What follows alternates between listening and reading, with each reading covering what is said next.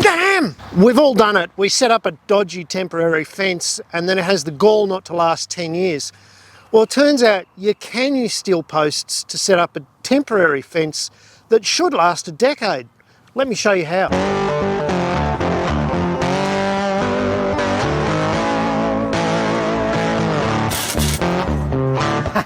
First, let's dispose of this mess responsibly.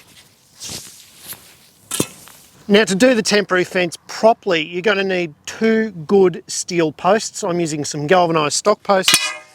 And you're going to need this little kit from Fence Stay that works with standard size steel posts.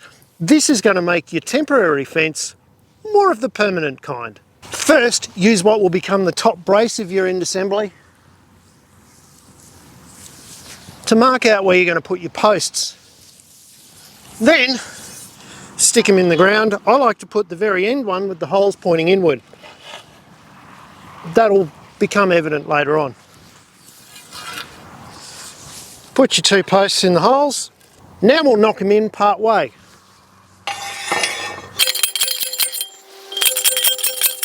We've gone part way. Now's a good time to check if they're straight. How do we do that? Top brace should come off. If not, just give them a wiggle. Now we just have to knock them in the rest of the way.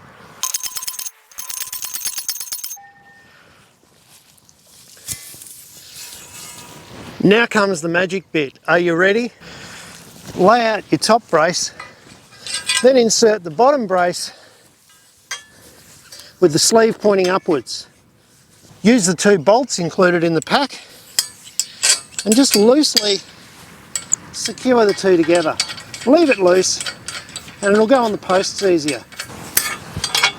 Now you just have to slide this on the 2 posts. Put the double end in towards the fence.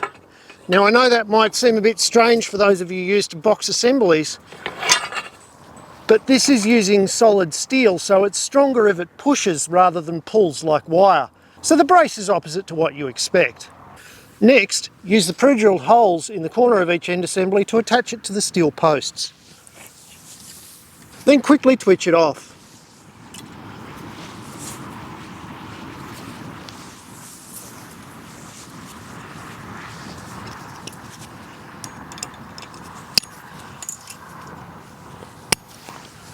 Lovely, just got to do the other 2 corners now. Now I'm going to show you a trick to make this setup even stronger, and this can be used with any box end assembly.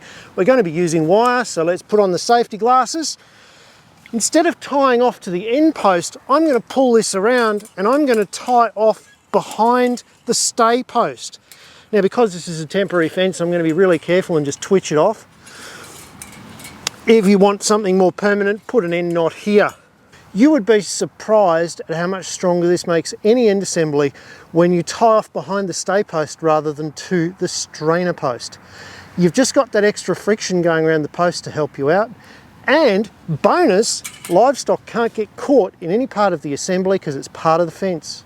Well, this ought to last about a decade, which is about the minimum I expect out of a temporary fence. Guys, if you like this kind of content and found it useful, hit the subscribe button, give it a thumbs up. There's plenty more on timthompson.ag, and you can get onto Fence Stay in the description below.